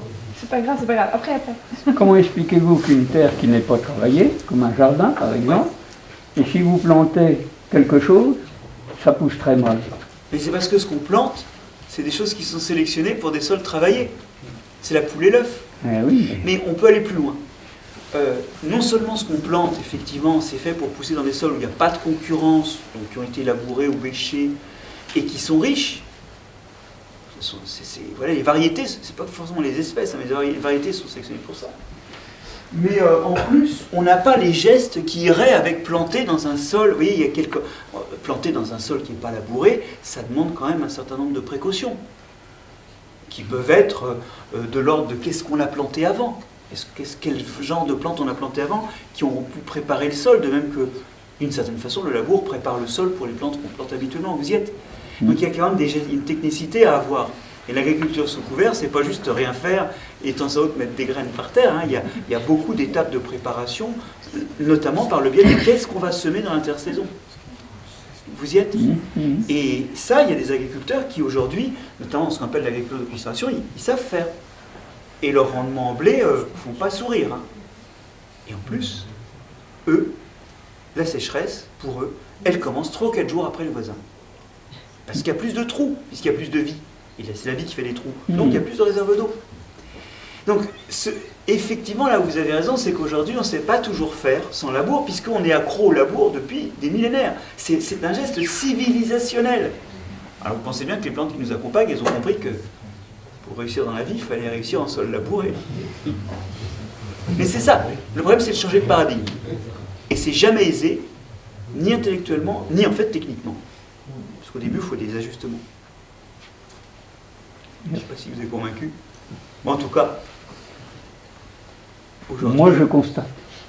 Je vois quand même J'ai des champs qui ne sont pas labourés depuis des années, et il n'y a rien qui pousse dedans, pratiquement. Et je vois des... moi, le champ, là, l'image que je vous ai montrée, il y a les chiffres. Hein. Il y a toujours 10% de plus dans la parcelle qui n'est pas labourée. Ce n'est pas toujours le cas. Ça, je suis d'accord. En fait, tous les sols ne sont pas identiques. Et il y a des sols qui s'accordent beaucoup mieux de ne pas être labourés que d'autres, en termes de rendement. Mais dans l'image que je vous ai montrée, c'est 10% de plus chaque année. Je disais, si le sol est mort au départ, si on n'y fait rien, il reste mort. Ça dépend de ce qu'il y avait Alors avant. l'autre chose en plus, c'est la notion d'héritage. Non mais vous avez raison, il y a aussi la notion d'héritage. Si vous arrêtez de traiter un sol, ben, les trous s'effondrent, puisqu'il n'y a pas de matière organique, et qu'il n'y a pas de vie. On va les rouvrir. Surtout que ça fait des Et crevasses. transitoirement, c'est le bordel. Ce qu'il faut vraiment, c'est accepter de franchir la période transitoire, et après, c'est là qu'on verra si dans ce sol, ça marche ou pas. Mais vous voyez, je ne dis pas que l'agriculture sans labour, ça marche actuellement pour toutes les espèces, dans toutes les régions. Mais je dis qu'il y a assez de régions dans lesquelles certaines espèces peuvent être obtenues comme ça, pour se poser la question de savoir quels seraient les gestes à faire pour généraliser la chose. Mais ça fait des fentes de 10 cm si vous ne travaillez pas un sol. Faux, absolument faux. C'est De les sols largeur. travaillés qui font ça. Moi, je le Un constate. sol vivant ne fait pas de craquelures. Les craquelures que vous voyez dans les sols, c'est typiquement des choses qui ne s'opèrent pas si vous avez une matrice racinaire et mycélienne continue. Parce que c'est cousu. Un sol, je vois très bien ce que vous dites. Comment on fait les sols pour extrêmement l'empêcher, argileux, alors? vous finissez par en avoir. Mais à taux d'argile constant, plus votre sol est vivant, plus il craquellera tard dans le dessèchement. Ça, c'est bien connu. Alors ça, c'est même connu d'ailleurs des... Oui, mais même avec la sécheresse actuelle, même l'hiver, maintenant, les fentes n'arrivent plus à se resserrer. Oui. Enfin, moi, je me rappelle avoir parlé avec les agriculteurs lorrains, sur les terrains argileux du Trias, comment ils faisaient pour éviter d'avoir des problèmes justement de craquelure et de déstructuration du sol. Parce que la craquelure, ça fait des trous, mais ça densifie aussi les zones entre les craquelures, donc Ouais. c'est assez problématique. Qu'est-ce qu'ils faisaient? Eh bien, figurez-vous qu'à une époque, on faisait des intercultures, un peu comme dans l'agriculture sous couvert. On plantait des plantes hors saison, qu'on ne récoltait pas, on labourait par-dessus plutôt au printemps, oui, mais on justement labourait. éviter les craquelures. Ah ben non, mais on labourait parce que c'était la façon de désherber. Ben oui, C'était pas de problème. Pas évident. Enfin, cela dit, comme la vie est plutôt en surface, vous voyez, plus vous enfoncez, moins il y a de vie, et qu'on intervient à partir de la surface, on intervient toujours sur le plus vivant. Et donc l'idéal serait de ne pas travailler. Et la surface, c'est combien de centimètres? Bah, en fait, ça varie beaucoup d'un sol à l'autre, mais souvent on dit que dans les 20 premiers centimètres, il y a 80% de la biomasse vivante. C'est des chiffres qui valent ce qu'ils valent, hein, mais bon, et ça donne une idée. En fait, l'essentiel de la vie est très vers la surface, parce que c'est là qu'il y a le plus de matière organique. Au moins dans un sol standard. Après, dans un sol labouré, en fait, c'est plus homogène, il y a un peu rien. Oui. Et du coup, techniquement, comment on fait pour mettre nos déchets de matière organique frais, bien compris, sous le sol, dans le sol, sans le labourer? Alors ça, c'est une chose qui n'est faisable que dans un sol à vers de terre. Si votre sol est un sol sans vers de terre, vos déchets ils vont être en surface, et non seulement, alors ce ne sera pas beau, mais en plus ils auront accès à de l'oxygène, et si éventuellement il y a des bactéries, mais bon, souvent là où il n'y a pas de vers, il n'y a pas de bactéries, parce que les vers, en fait, ils mangent plutôt des bactéries, donc les deux vont ensemble. Mais donc, si vous n'avez pas de vers, faites pas ça. Donc en fait, Si vous c'est avez- le ver de terre qui va... Mais si vous avez des vers de terre, en fait, vous allez avoir un enfouissement assez rapide. Mais cet enfouissement, vous pouvez faites-le vous-même, jouez à Darwin. Hein. Dans combien de temps ça va s'enfouir? Ça dépend de la quantité de vers de terre, hein. Donc il n'y a pas de réponse unique. Mais dans un sol de potager, là, c'est une question de semaine. Il y avait le monsieur là-bas et le monsieur là. Alors, j'ai plusieurs questions à propos de votre diapo où vous dites que le sol il met 1000 ans pour se former. Ça, c'est à partir d'une roche-mère vierge. Oui, ça c'est à Et partir alors- d'une calasse. Voilà. Et du coup, ma question, c'était est-ce que vous auriez des expériences de résilience du sol pour savoir à partir de en combien d'années peut se reformer un sol? Et alors, C'est une bonne question, oui. mais mon autre question, c'est qu'on a, on a la journée où on a épuisé telle ou telle ressource dans l'année. Par exemple, on a franchi l'épuisement des ressources en eau. Est-ce qu'on a une mesure comme ça pour le sol? Et alors j'ai 3 questions du coup. Et à votre sens, j'abuse un petit peu, désolé. Et à votre sens, est-ce que c'est un sujet qui est suffisamment pris en compte par nos politiques et par nos scientifiques en termes d'intérêt au niveau de la recherche? Oui. Bon, les scientifiques, oui, alors ils se plaignent toujours de ne pas avoir assez d'argent. C'est vrai qu'on pourrait peut-être mettre un peu plus d'argent dans ces filières-là pour avoir plus de données, mais il y a quand même en France des bons pédologues. Hein. Et je ne me compte pas parmi ceux-là parce que moi, en fait, je suis microbiologiste, hein, je ne suis pas spécialiste des sols. Bon, mes champignons sont dans le sol, mais moi, je suis spécialiste des champignons mycorhiziens. Voilà. Donc, il y a une bonne communauté scientifique, mais c'est vrai qu'il n'y a pas toujours une écoute, même des citoyens. Je veux dire, c'est pas vous que je vais dire ça ici ce soir, vous êtes la preuve du contraire, mais vous êtes... regardez combien vous êtes. Moi, je suis très content qu'il y ait autant de gens dans la salle. C'est pas ça mon problème. C'est effectivement peu de gens se soucient de ça. Et ça, c'est ce qui m'a poussé, moi, non seulement à essayer de faire des livres, j'ai aussi fait une BD avec Mathieu Burnia, là, pour les plus jeunes. Je me suis occupé de la salle l'Odyssée sensorielle, de la salle sur le sol dans l'exposition l'Odyssée sensorielle à Paris, au Muséum, où vous êtes immergé dans les écosystèmes, et il y a une salle où vous êtes immergé dans le sol. Je suis vraiment content de voir cette exposition ici parce qu'elle est aussi dans une perception sensorielle, visuelle, quoique vous avez plus de panneaux d'explication que nous au muséum où on a joué juste la perception, le choc d'être dans le sol. Mais voilà, j'en ai mis aussi du sol, étant introduit de force d'ailleurs, dans la commission des programmes du secondaire, j'en ai mis dans le programme de seconde, qui est la dernière année où il y a des SVT en France. Après, c'est optionnel. Après la seconde, on cesse de manger, on cesse de baiser, on cesse de pisser, on arrête. Donc, parce que je pense qu'il faut aller chercher nos concitoyens, d'accord, et leur faire comprendre ce qui se passe pour les motiver, et notamment ensuite de les motiver aussi quand ils seront élus ou décideurs d'une façon ou d'une autre, ou éducateurs. Bon. Donc, ça c'est une partie de la réponse. Je pense qu'il n'y a pas assez de gens qui s'en préoccupent. Ça, c'est un vrai problème. Votre question, commencez par... Pour la résilience des sols et par rapport à le bilan donné. Souvent, les gens me posent la question, mais je retire le bitume là dans la cour, combien de temps il faut pour refaire un sol? Et d'ailleurs, il y a des gens qui disent, mais dans les fermes verticales, vous savez, là, dans les villes, on a des fermes verticales maintenant. Et à tous les étages, on a des salades qui poussent ou des radis. On fait des sols, on les fabrique. Alors, oui, vous pouvez manger de la matière organique et de la matière minérale, et vous ferez quelque chose qui marche si vous mettez des engrais. Ce n'est pas la dynamique de fertilité propre. Et de toute façon, ça, on ne peut pas le faire sur des hectares de céréaliculture. Donc, créer un sol, ça ne se fait pas. Maintenant, est-ce que faire renaître un sol sous du béton, ça peut se faire, et en combien de temps? Alors la réponse, c'est un certain temps. Parce que ça dépend de ce qui s'est passé avant d'artificialiser, comme on dit. Si ça a été décapé, alors là, il y a une petite chance d'ailleurs que le sol du haut ait été réutilisé ailleurs, c'est une bonne chose. Il va manquer beaucoup de matière organique, il va falloir en remettre beaucoup. Si jamais ça a été juste recouvert, alors il peut y avoir encore de la matière organique et ça va repartir plus vite. Mais après, ça va quand même prendre du temps avant de revenir à une dynamique normale.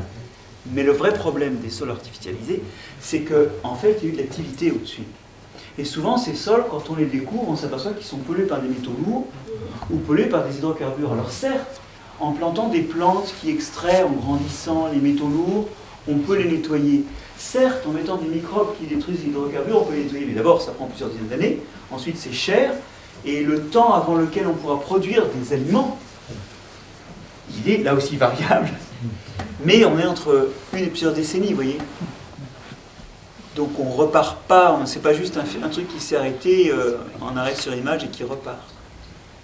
Mais là où vous avez raison, c'est que là où il y a eu un sol, si c'est pas pollué, alors on peut repartir plus vite. Mais combien de temps faudra-t-il avant que ce sol soit fertile? C'est pas simplement un sol où effectivement poussent des choses. Ça, c'est encore une autre histoire. Je veux bien répondre sur le côté politique.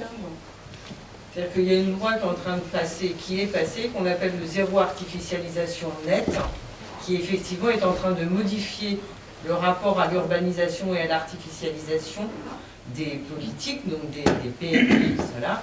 Et donc c'est la région qui est maître de ça.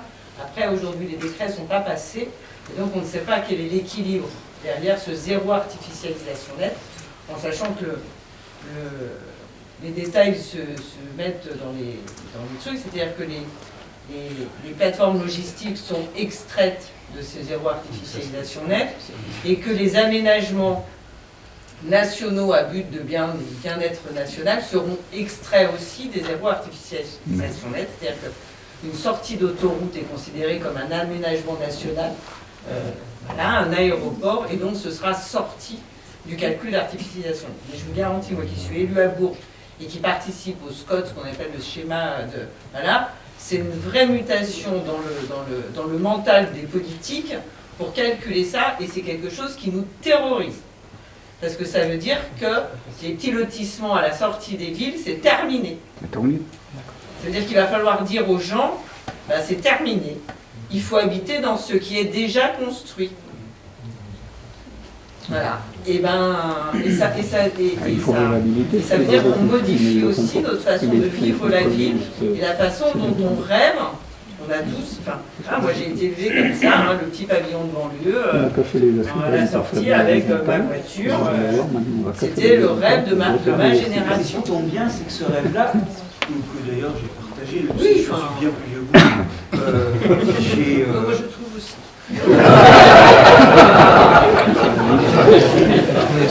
Comment ?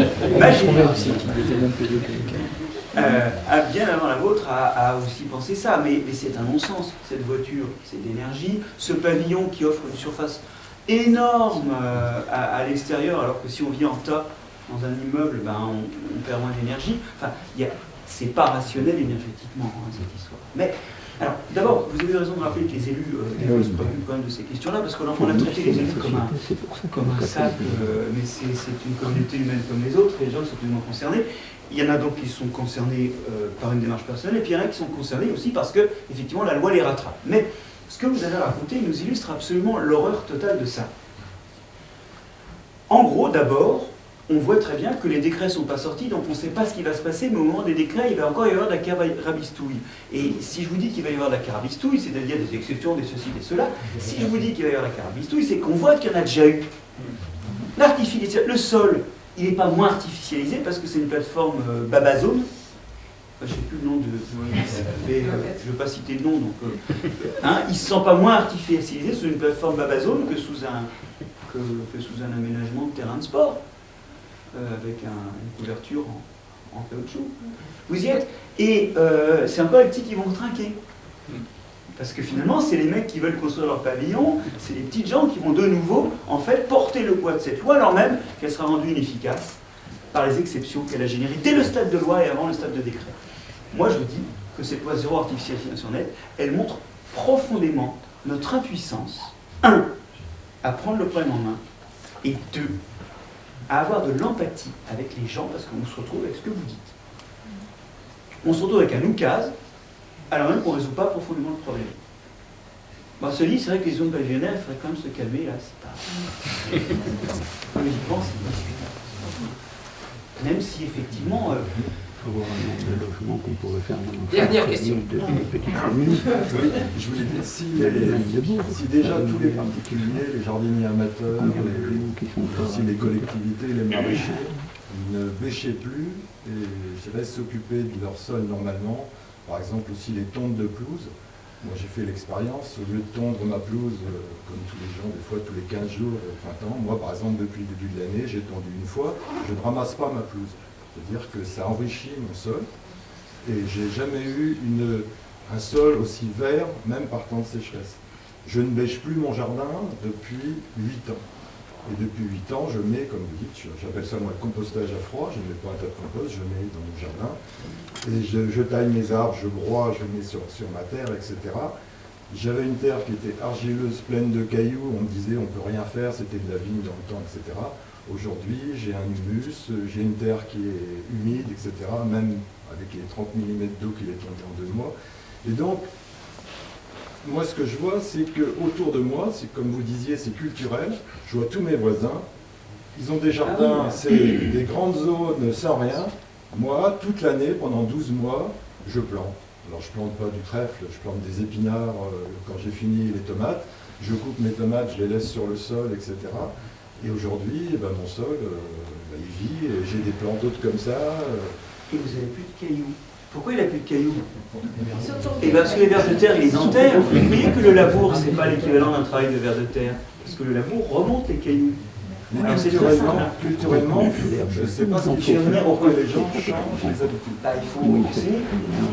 Mais avec 1 heure de SVT par semaine, jusqu'en semaine après, autant pisser dans un violon. Oui, mais c'est difficile parce que les voisins, ils voient bien que leur jardin, ils voient mon jardin et ils ne changent pas.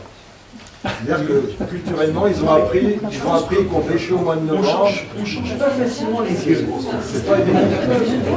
C'est plus facilement convaincre les jeunes d'avoir d'autres gestes en leur donnant des éléments d'appréhension et de compréhension différents. Mais je voudrais vous en profiter quand même pour parler quand même de sol et vous expliquer pourquoi quand on laboure ou quand on bêche, les cailloux remontent. À un moment, vous avez des blocs de différentes tailles. Et à un moment, il y a un bloc plus gros que les autres qui monte à cause, je ne sais pas, parce qu'il est soulevé.